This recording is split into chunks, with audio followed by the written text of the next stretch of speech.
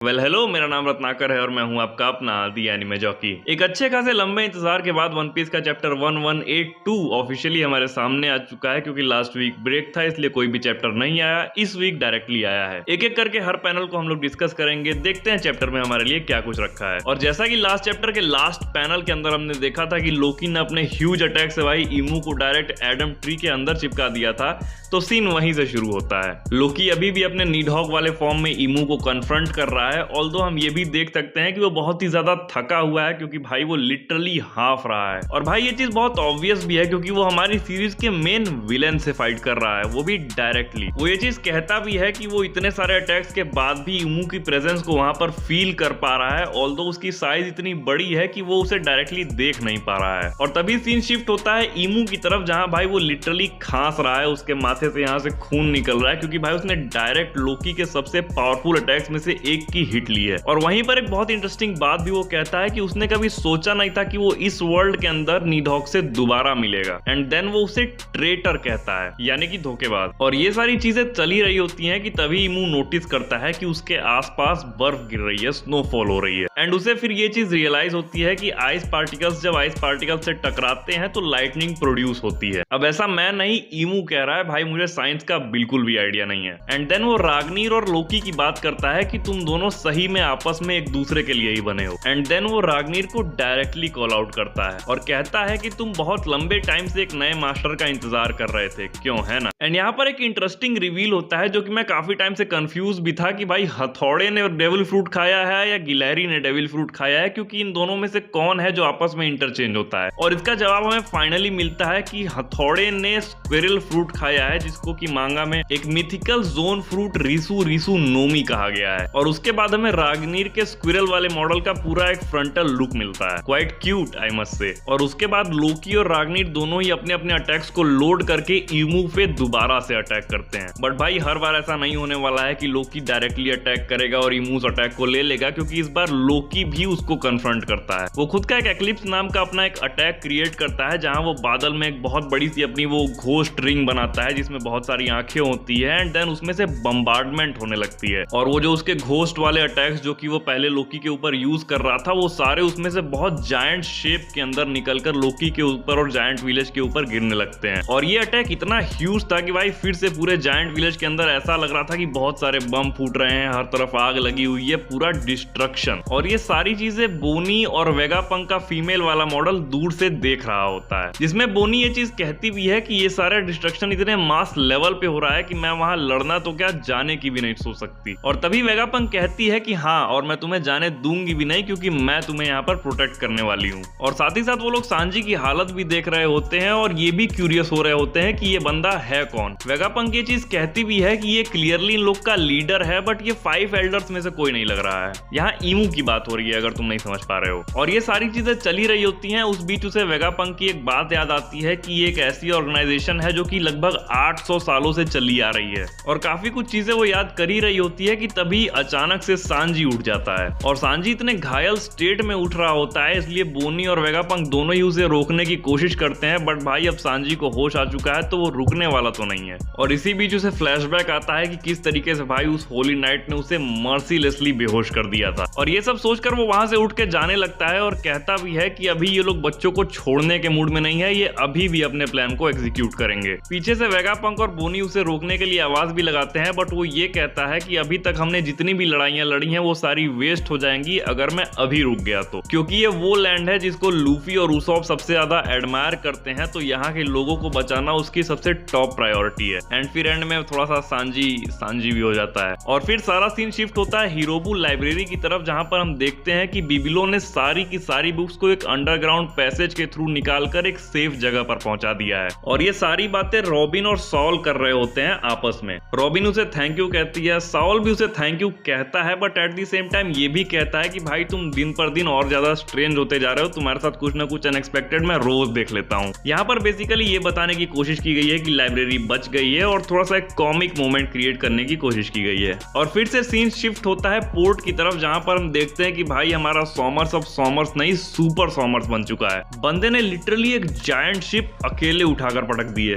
Then वो अपने साथियों को फोन करके कहता है कि उसे जायंट शिप मिल चुकी है, बच्चों को फटाफट 5 मिनट के अंदर यहाँ यहाँ पर लेकर आओ, क्योंकि वो अपना प्लान एग्जीक्यूट करके ही रहेगा। और एक बार फिर से सीन शिफ्ट होता है वेस्ट विलेज टैवर्न की तरफ, जहाँ पर चॉपर, नामी और बाकी लोग एक दूसरे का इलाज कर रहे हैं और साथ ही साथ इस मास डिस्ट्रक्शन को सामने से देख रहे हैं। चॉपर जर्ड का इलाज करते हुए कहता है कि वो कट इतना क्लीन था कि तुम्हारी सारी नसें अभी तक वैसी की वैसी हैं, इसीलिए तुम्हारी उंगलियां वापस जुड़ गई हैं। साथ ही वो ये भी कहता है कि अभी तो उसने टेम्पररी फर्स्ट एड लगा दी है, बट एक बार ये सब कुछ जब खत्म हो जाएगा तो वो इन लोगों का कायदे से इलाज करेगा। और हम देख भी सकते हैं कि यहाँ पर जर्ड भी बहुत ज्यादा घायल है और साथ ही साथ वहाँ जमीन पर एक तरफ हाजिरुद्दीन भी पड़ा हुआ है। भाई बंदे की पूरी शरीर पे पट्टियां बंधी हुई हैं। और फाइनली हमें इन सब के बाद देखने को मिलता है जोरो, जो कि गोल्डबर्ग के साथ पीठ पर बैठकर फाइट में दोबारा ज्वाइन होने जा रहा होता है और साथ ही उससे माफी मांगते हुए भी कहता है कि सॉरी भाई, अपने छोटे कदमों से मैं इस विलेज को क्रॉस करने लगता तो बहुत टाइम लग जाता। जिसपे कि गोल्डबर्ग जवाब देते हुए कहता है कि इसमें माफी मांगने वाली कोई बात नहीं है, मैं शायद इस समय इकलौता ऐसा जायंट हूँ जो कि सही सलामत है, तो मैं इतना तो कर ही सकता हूँ। और साथ में ये भी कहता है कि ये एल्बाफ की लड़ाई है जिसमें तुम लोग हमारा साथ दे रहे हो, तो उसके लिए बहुत बहुत शुक्रिया। जिसमें जोरो भी अपनी तरफ से ऐड करते हुए कहता है कि ये चीजें हमने अपने कैप्टन लूफी से सीखी है, क्योंकि वो जिस भी कंट्री के दोस्त बनाता है वो उसकी कंट्री को भी अपनी कंट्री मानने लगता है। और यहाँ पर गोल्डबर्ग भी फिर से जवाब देता है कि इसीलिए मैं हैरान नहीं होता हूँ जब भी मैं देखता हूँ कि हाजिरुद्दीन लूफी की इतनी इज्जत करता है। और यहाँ उसके कंधे पर बैठे बैठे जोरो अपने हाथ में 2-3 बॉल्स लेकर कहता है कि ईमू ने जिन ब्लैक फ्लेम्स से उस पर अटैक किया था वो फ्लेम्स बाद में चलकर बॉम्ब्स और छोटे स्टील बॉल्स में कन्वर्ट हो गए हैं। और वो डिवाइन नाइट्स जिनसे वो लोग पहले फाइट कर रहे थे वो भी क्लियरली अब बहुत ज्यादा स्ट्रॉन्ग हो गए हैं। और सारी सिचुएशन को एनालाइज करते हुए वो इतनी ज्यादा टेंशन में आ जाता है कि कहता है कि अगर इसे जल्दी खत्म नहीं किया गया तो ये बहुत ज्यादा प्रॉब्लम दे सकता है, जो कि भाई एक तरीके से सही भी है। अभी लूफी का कोई अता पता नहीं है, आधा जायंट विलेज तो घायल हो चुका है, जोरो सांजी भी अभी घायल ही है, तो डिस्ट्रक्शन तो काफी ज्यादा हो चुका है। और इन सारी बातों के बीच में हम लोग एक बार फिर से पहुंचते हैं वेस्ट विलेज फोर्ट की तरफ, जहां पर सॉमर्स और किलिंगम आपस में बात कर रहे होते हैं। और किलिंगम सॉमर्स से बहुत हड़बड़ी में कहता है कि उसने गलती से कुछ ऐसा स्पॉन कर दिया है जो कि वो कभी चाहता ही नहीं था, क्योंकि ये ऐसी चीज है जिससे वो खुद अपनी लाइफ में सबसे ज्यादा डरता है। जिसमें सॉमर्स भी आगे से रिप्लाई करता है कि अरे बेवकूफ, वो ऐसी चीज है जिससे सिर्फ तू नहीं हम सब बहुत ज्यादा डरते हैं। और वो इस चीज पर डाउट भी करता है कि तूने इतनी खतरनाक चीज स्पॉन तो कर दी है, बट क्या तू उसे कंट्रोल भी कर पाएगा। जिसपे किलिंगम सामने से रिप्लाई करता है कि अब तो जो होना है वो हो चुका है, अब देखते हैं आगे क्या करना है। और इसी बीच उन्हें याद आता है कि भाई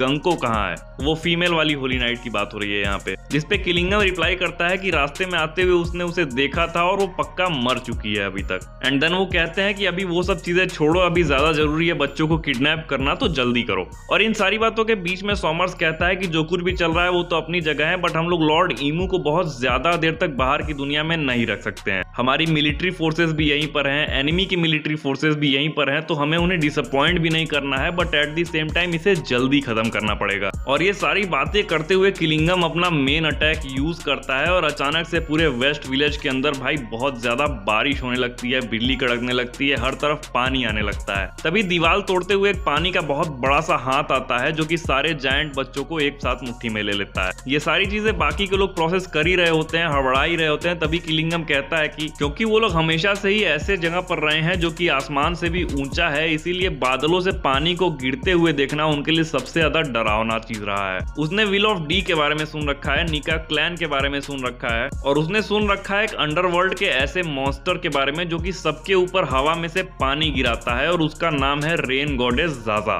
और अगले पैनल के अंदर हमें ज़ाज़ा का पूरा लुक दिखाया जाता है भाई, जो कि एक माइटी गॉडेस के तरह ही है जैसा कि उसने कहा है। एंड भाई इसकी पावर का अंदाजा लगा पा रहे हो तुम, उसकी प्रेजेंस मात्र से पूरा जायंट विलेज फ्लड हो गया है। हर तरफ पानी है, कोई चिल्ला रहा है, कोई भाग रहा है, किसी को बच्चों की चिंता है, बट भाई ज़ाज़ा तो अपने ही अटैक में लगी हुई है। किलिंगम और सॉमर्स आपस में बोलते हैं कि उन्होंने बच्चों को फिर से किडनैप कर लिया है, तो अब जब भी चाहें वो लोग निकल सकते हैं। और क्योंकि ज़ाज़ा साइज में भी इतनी बड़ी है कि उसका डिस्ट्रक्शन बहुत दूर से दिख रहा है, इसलिए जोरो और गोल्डबर्ग को भी वो चीज वहां से विजिबल हो रही होती है, और सांजी भी दूर से देख रहा होता है। और जोरो सांजी दोनों ही एक दूसरे को मॉकिंगली कहते हैं कि भाई अगर तूने गड़बड़ की तो मैं तुझे छोड़ूंगा नहीं। और इसी के साथ ये चैप्टर इसी क्लिफ हैंगर पे खत्म हो जाता है। एंड बाकी चैप्टर्स में तो हमें लूफी का थोड़ा बहुत ओवरव्यू मिल भी रहा था कि वो आखिर कर क्या रहा है, बट इस चैप्टर में तो लूफी भाई गायब ही है। एंड अनफॉर्चुनेटली अगले हफ्ते फिर से ब्रेक है। अब इस चैप्टर में अगर तुम देखने जाओगे तो ऐसा कोई बहुत ही सॉलिड मटेरियल नहीं था जो कि बहुत अनएक्सपेक्टेड रहा हो, सिवाय इस चीज के कि ईमू पहले से लोकी के नीडहॉग वर्जन को जानता है और उससे कहता है कि तुम एक धोखेबाज हो, और राग्नीर को भी वो कहता है कि उसे देखकर उसे नॉस्टैल्जिया फील हो रहा है। तो ये छोटे छोटे नुआंसेस आने वाले चैप्टर्स के लिए सस्पेंस और क्यूरियोसिटी दोनों ही बिल्ड कर रहे हैं। बट अब अगला चैप्टर तो एक हफ्ते बाद ही देखने को मिलेगा, तो देखते हैं वहां पर क्या रिवील होगा। एनीवेज, तो ये था वन पीस के चैप्टर 1182 का डिटेल्ड एक्सप्लेनेशन। तुम्हें कैसा लगा नीचे कमेंट्स करके जरूर बताना। वीडियो को लाइक शेयर करते हुए चैनल को सब्सक्राइब भी कर लेना।